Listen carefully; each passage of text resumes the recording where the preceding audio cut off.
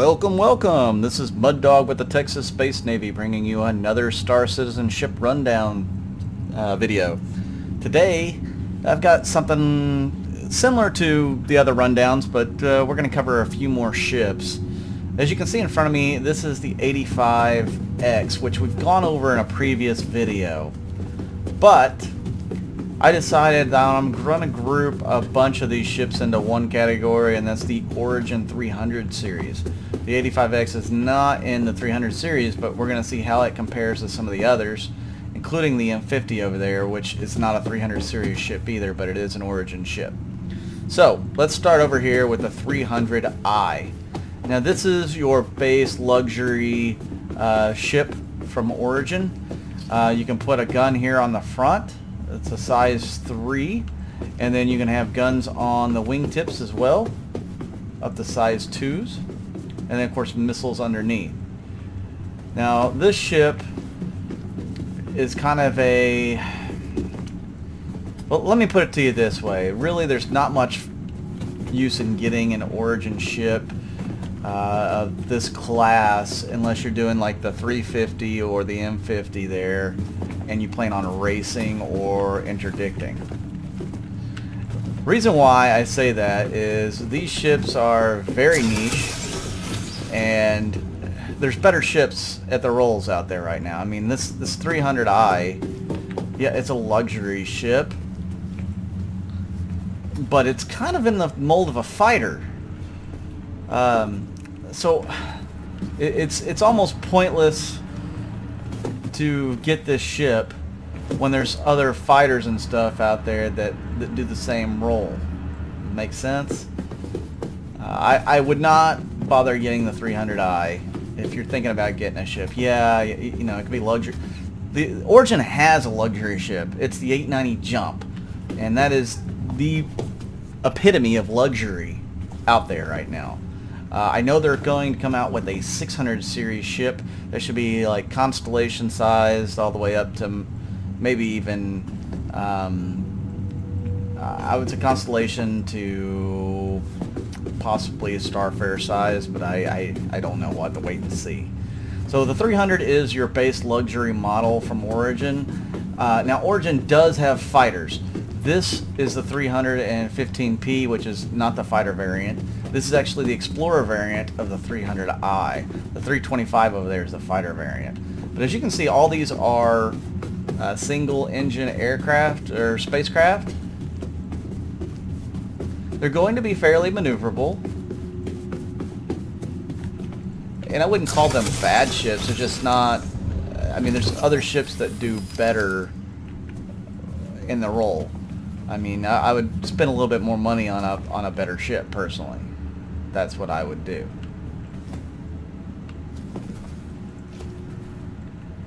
As you can see, the cockpit over here is very much the same as the previous one. I'll actually get in one of the cockpits here in a minute for you to, or the seat for you guys to see it. But this one, you can carry the missiles underneath as well, guns on the wings, and a gun underneath the nose, just like the 300i. Again, this one is not geared towards combat as much, but it's more of an exploratory ship that you would, you know, be able to seek out different jump points and space anomalies inside the system. So it's not centered on combat all that much, but more of the explorer role and a short-range explorer at that. So these ships are not long-range ships. The 300P, again, there's better ships for the task than the 300P, if you ask me. And I mean, a Freelancer DUR, if you want a small ship or a smaller ship that's capable of exploring, the DUR is a no-brainer in my opinion when it comes to similar kind of ships. Yes, it's more expensive, but I think it's going to be much more enjoyable and much more worth it than a 315P. Now, the fighter, as you can see, it's got a little bit more angular design in the back, but you can get, of course, again, size 2 guns on the wingtips, size 3 on the front, course, this one's gimbaled right now. Missiles underneath, just like all the others. Okay. One difference between this one and the others when it comes to combat, if I can get into it here. It'll let me. This one has a tracking system that will enable you to fire upon multiple enemies at the same time. Sorry about all the posters on the floor. That's still a bug that is in this game, or in this build. So, supposedly this ship is the one that allows you to track multiple enemies and engage multiple enemies at one time, whereas other ships aren't supposed to have that capability, because this one comes stock with that system. You know, I don't know, it hasn't really been implemented all that much. You don't see too many people fighting in these things. It's, again, there's better ships for the role. It might be cool if you had a crap ton of missiles that you could fire at 3 or 4 enemies and take them all down in one fell swoop, but I just don't see that as you know, all that helpful right now in the way that the game is. They'd have to be able to pack a lot of missiles. You can see it only has 4 missiles under there, so I think if you're going to give it such a system that you're able to engage multiple enemies with missile systems, you need to have more than 4 missiles. It needs to be closer to something like the Gladiator, where you have a ton of missiles underneath it. I mean, that's its role as a missile ship. So, yeah, I mean, that's what I would say on that. Alright, so, let's go to the ships that I do think are worth it depending on what you're looking for, you know, what role you're looking to fulfill. So this is the 350R. It is the fastest ship in the game, other than the Herald, which the Herald is only fast in a straight line, whereas this one, it's not the best at turns because of the speed it gets, but it is going to be much more maneuverable than the Herald. I do really like the 350R. I love the paint scheme on it. This, you know, this black and yellow.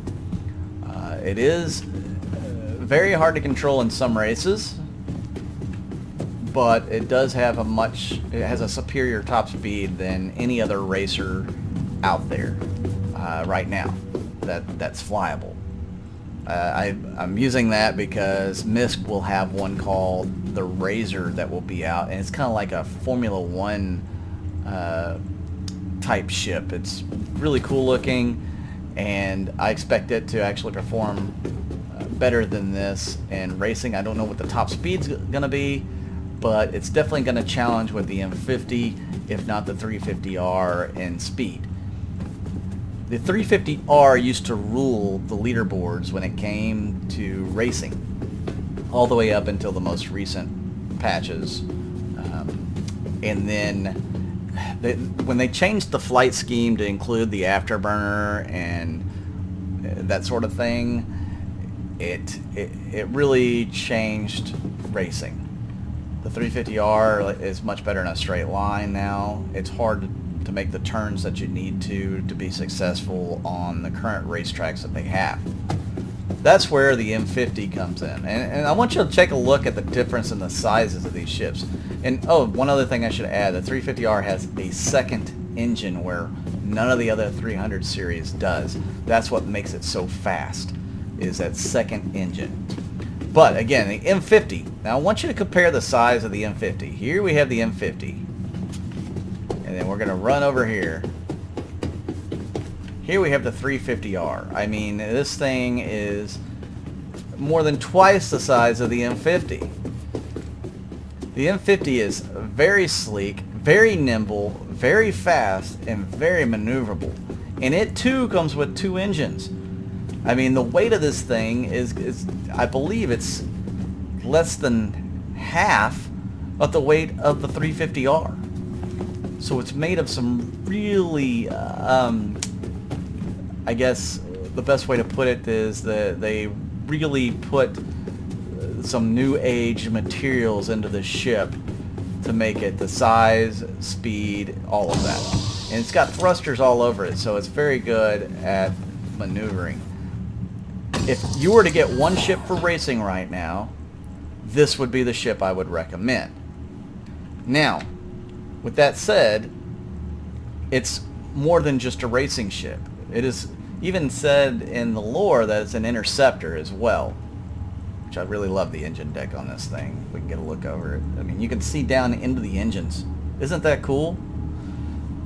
But yeah, it's an interceptor, so it's geared to go out and intercept ships early on. I mean, some people maybe use this thing as a very long-range interceptor, as far as, you know, oh, we've got something on the scanners, let's send out the M50. He'll get there fast, and he'll be able to evade and get back with the information that we need. So that's what that ship is going to be used for in the more space combat type role or patrol role, as opposed to it's not going to be a dogfighter. It's just not that. It's an interceptor. Now, a lot of people will use this thing in different modes of fighting, but it's not very recommended because it can't take a hit very well.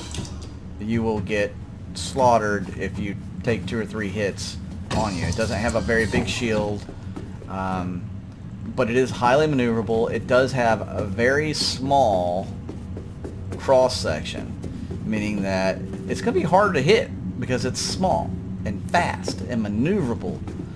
I have had some success dogfighting with this thing, and you know, we will actually look at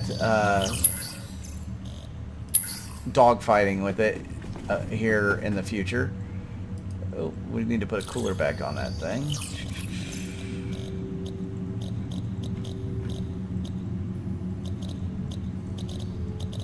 I don't even know what cooler to put on it. I shouldn't have taken it off. So yeah, this one is definitely more of a racer and patrol ship than anything else. It's not a long-range craft, but it definitely excels on the racetrack. I really enjoy the maneuverability of the M50. Again, I'm not a big fan of the flight mechanics now that they have for like boost and afterburner. Really affected how much I enjoy racing. And over here, of course, we went over the 85X in a previous rundown, and it's, you know, it's about a little bit bigger than the M50. Now, these two ships were actually in the running together to be the next space racing ship, and the M50 design beat out the 85X, so they took the M50 to be their racer, and the 85X was kind of put in, you know, the back burner a little bit. They just kind of saved the documents. When the 890 Jump came out, they said, well, this thing needs a ship to transport people around and to possibly protect the 890 Jump. So they pulled these documents out and said, well, hey, we've already got a ship that's been designed. Let's just change the design up a little bit, and we'll put it out there to be, you know, the transport slash first line defense kind of ship for the 890 Jump. And so the 85X was born from that. So just a little background lore on that. Hey, I'm going to go ahead and end this video, and we'll go into part 2. But if you like the video, hit the subscribe button, give me a thumbs up, share with your friends, leave me a comment. I appreciate it. I'll actually respond to almost all the comments I get. So please feel free to leave me a comment. If you want to see any of these in their own video, let me know. I can actually go ahead and do 1 or 2 of those. And I'm not going to show off the racing side of them, I don't think, just yet. I'm going to wait until 3.0 and see what the new flight mechanics are about. But again, I'm Mud Dog with the Texas Space Navy. Appreciate you tuning in. I've got more information in the description. Check it out. We'll see you guys out in the verse.